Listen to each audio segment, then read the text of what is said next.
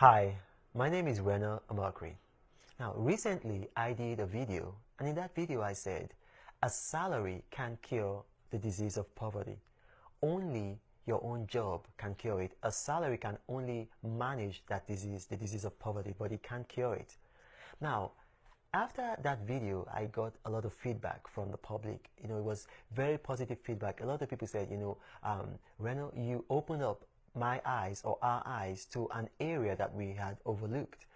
But I had one person, I think maybe two, or it could have been one person who said, no, a high-paying job can actually cure the disease of poverty. Now, here's the thing. Even a high-paying job can't cure the disease of poverty. You see, it merely increases your standard of living. And you cannot maintain that standard without that job. So what happens is that you tie to the job. Now, you get a high-paying job, and then, for status purposes, or, just maybe because of the kind of job that you have, you move to a different place, it affects the kind of car you drive, it affects your lifestyle. Now, here's the thing. You lose that job, and then you can't maintain that lifestyle. And then in the final analysis, your current state is even worse than someone who is poor, because now you have a lifestyle that you can't maintain anymore, a higher lifestyle.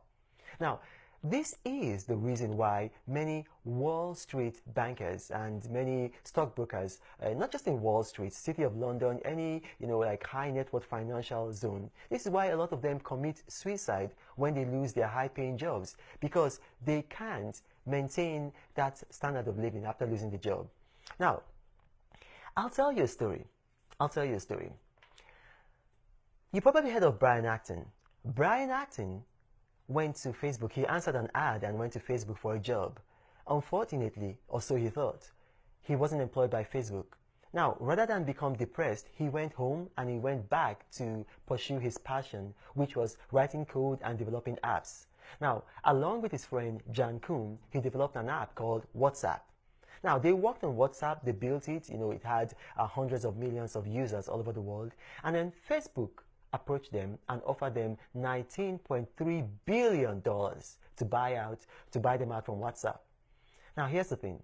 They took the money and they ran. Today, Brian Acton is a billionaire. Now, imagine, because that's a true story. Now, imagine another scenario. Suppose that instead of not hiring him, Facebook hired Brian Acton. And then you and I know that Facebook pays a very high salary. I've been to Facebook. I've taught Facebook. They pay their staff well. Now, Brian Acton would have been earning a very high salary. And he would have thought, he'd made it good. But here's the thing. He would not have been a billionaire today. He would have been tied to that job, and he would have been very satisfied. And then if he had lost that job, he would not be able to maintain the lifestyle that he would have become accustomed to because of that job. Now, I'm not telling you to leave your job immediately. No, that's not what I'm saying. What I'm saying is this.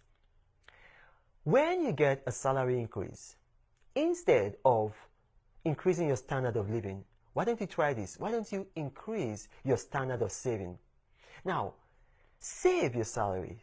Maybe 10%. Everybody can do 10%. Some people can go as high as 30%. Some people even as high as 50%. But save from your salary, from your wages. And the purpose you're saving for is to start up your own business. Give yourself a goal. Say 1 year, 2 years, 3 years. Now, here's the thing. Don't keep up with fashion. Don't get a new phone when your old phone is working. Don't get an upgrade to your car because the latest version is out. Don't buy designer clothes when your previous clothes still size you. Here's the thing. Keeping up with fashion is fashionable. It's nice. But being broke is not fashionable. Being broke is not even nice. And that's what's going to happen to you, because to keep up with fashion, it takes a lot from you. I'll also tell you this. Forget about impressing people. Just focus. Live to impress God. Don't impress people. When you impress people, people get jealous of you. But if you impress God, God gets pleasure from you. It doesn't matter even if it's in church. It's human nature. Only the Holy Spirit can remove it from man. People get jealous of people who impress them. But God gets pleasure from you. And when God gets pleasure from you, He blesses you. So forget about impressing people with your money. Save your money. And do this. Don't lend money to friends and family. That's one of the easiest ways to destroy relationships. Instead of lending money to them, what you can do is figure out how much you can comfortably give them when they ask you to lend them money. And you know what? They're going to value that relationship, and then you would have done a spiritual exercise. You would have sown into their life, and God blesses people who sow. Now, I'll tell you this. Finally, everybody is looking for money, but money isn't looking for everybody. Money is looking for people with ideas. Now, you don't have to be educated, very educated, to get ideas. You know, it's good if you have a PhD, you could have a master's degree, but you don't even need that. You don't even have to have gone to college to be educated and to ideate. Anybody can ideate at whatever level they are. Mark Zuckerberg, he left college, he left Harvard. Apple was founded by people who didn't have a college degree. Bill Gates, no college degree, but they ideated, and look at where they are today. So practice 30 minutes of your life every day. Ideate. Think about ideas. And then when you get those ideas, money will follow those ideas.